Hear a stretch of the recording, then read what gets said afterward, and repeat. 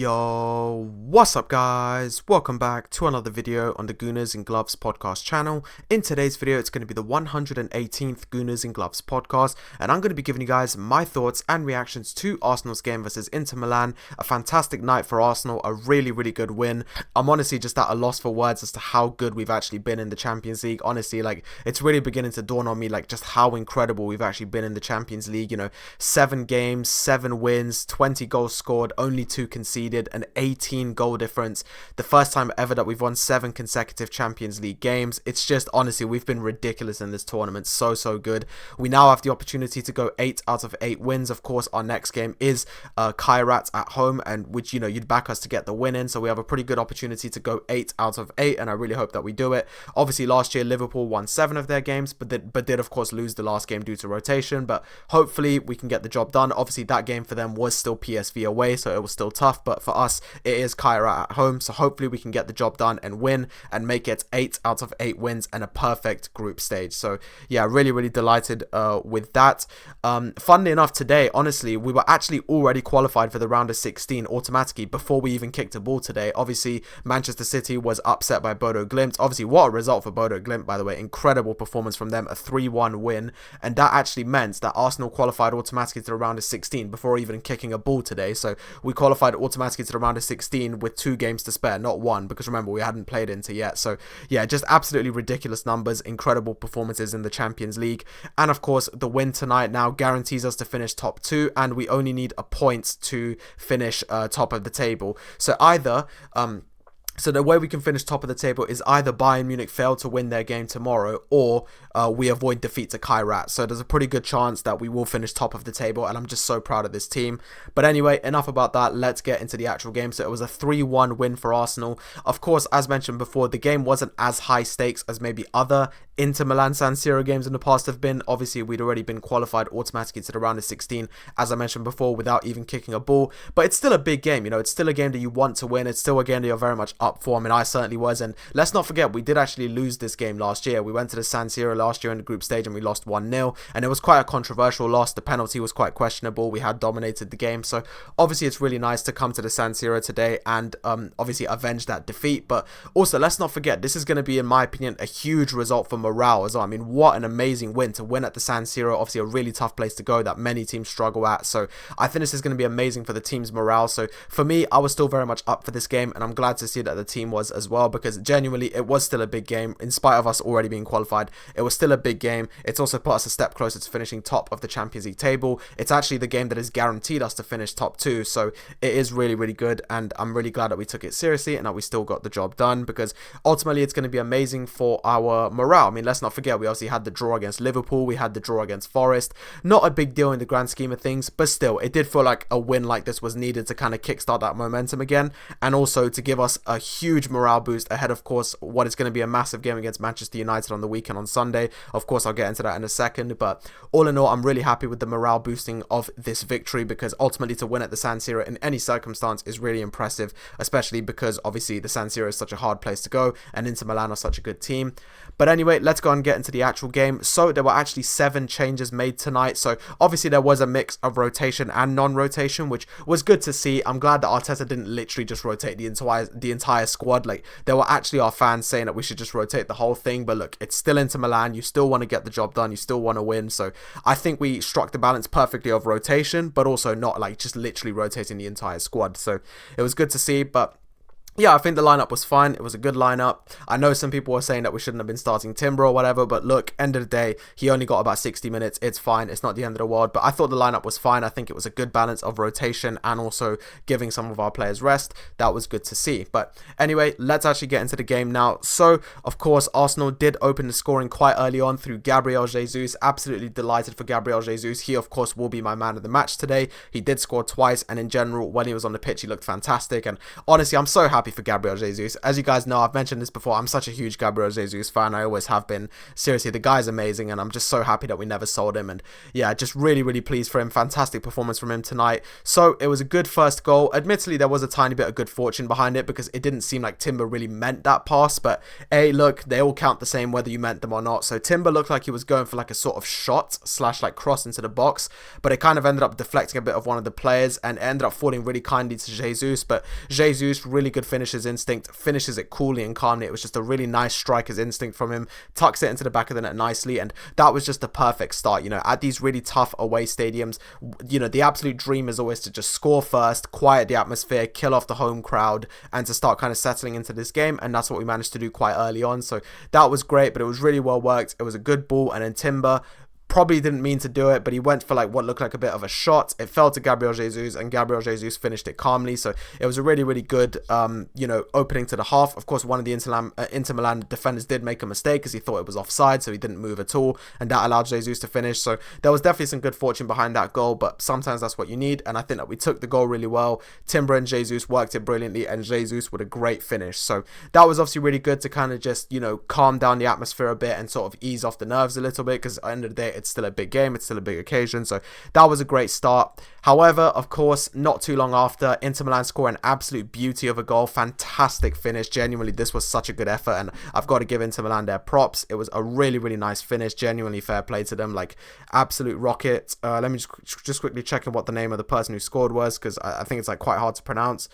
Sucic, that's it. Sucic, sorry, it's hard to say. Sucic. So Sucic finishes it really, really nicely. Great finish. It falls him. Admittedly, a little bit of good fortune as well, because it falls really kindly to him. But again, he strikes this absolutely brilliantly. It's a rocket of a strike, and to be fair, I couldn't even be mad at it. Sucic just hit a really good ball. It was a fantastic goal, and I couldn't even like complain or be angry. I mean, of course, I wasn't happy with our defending. I did think our defending was quite poor for that goal. Like, you know, I've got to be honest, our defending was bad for that goal, but the actual finish is an absolute beauty. There's not really much that Raya could have done about it. So fair play to him. Sucic with an absolute beauty, great goal. And I think from that point is kind of when Inter Milan started to grow a bit more into the game. They were creating some opportunities.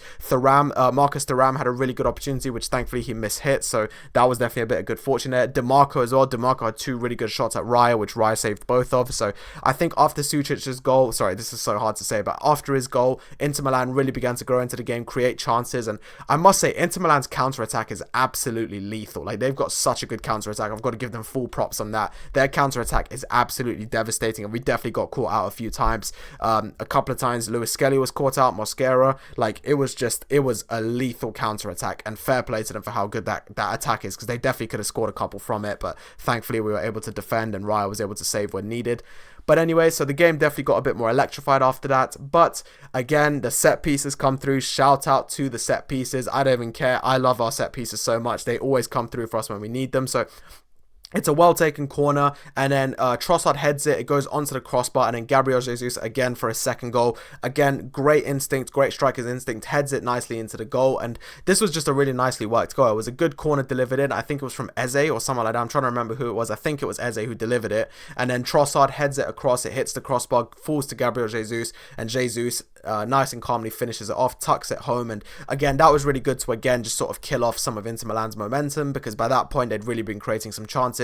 As I mentioned before, DeMarco, Thuram, like there were definitely some good chances in there. So it was nice that their momentum kind of got killed off a bit. And that's how the first half ended, shortly after the first half was over. So all in all, I thought that was a great first half from us. I think we looked good. We were creating chances. We were making things happen. Our defense was slightly sloppy at times, but for the most part quite decent. So all in all, it was a good half, which we were able to win 2-1.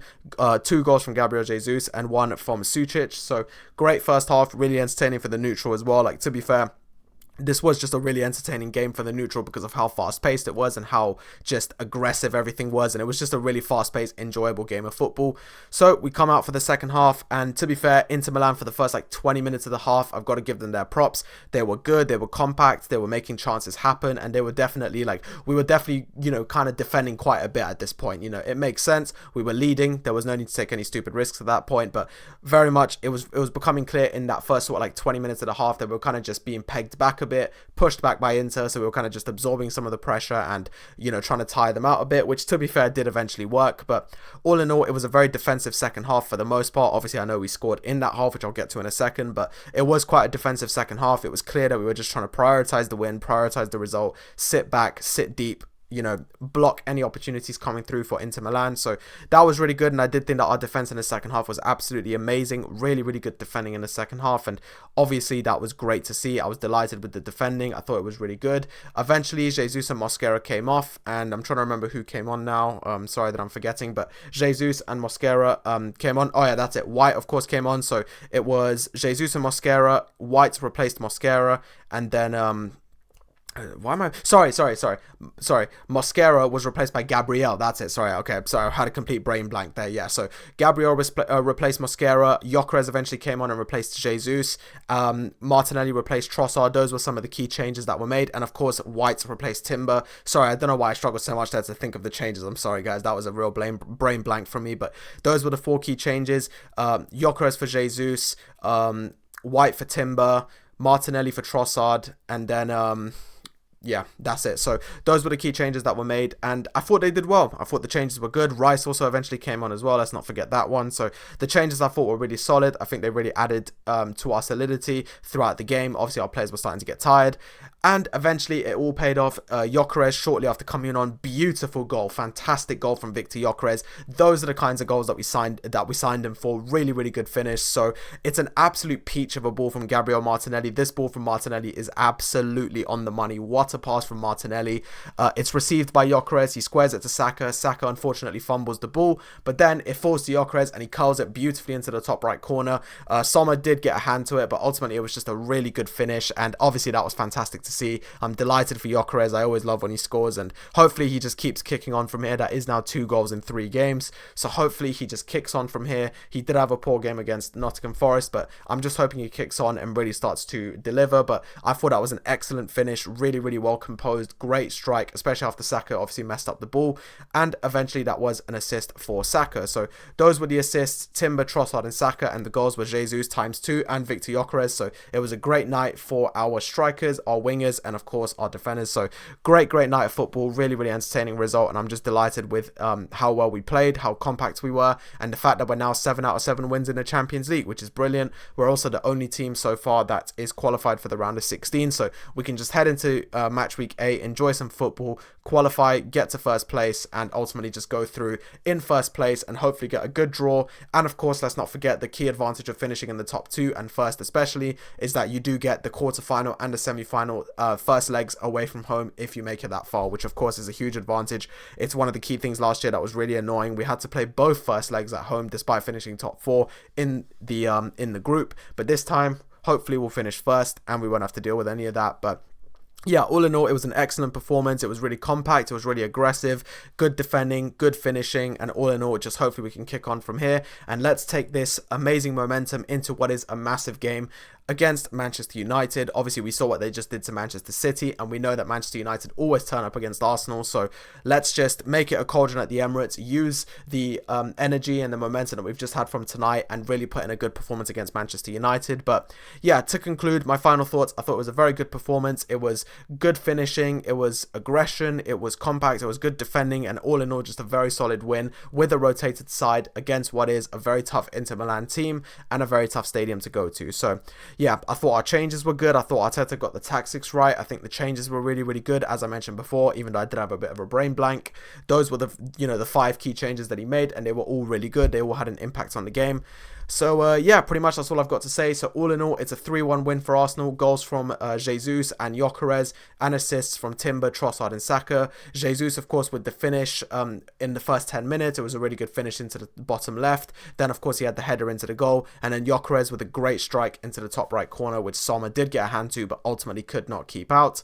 And as a summary, just one final time, we're currently top of the Champions League table. We are fully qualified into the round of 16. We're guaranteed to finish in the top 2.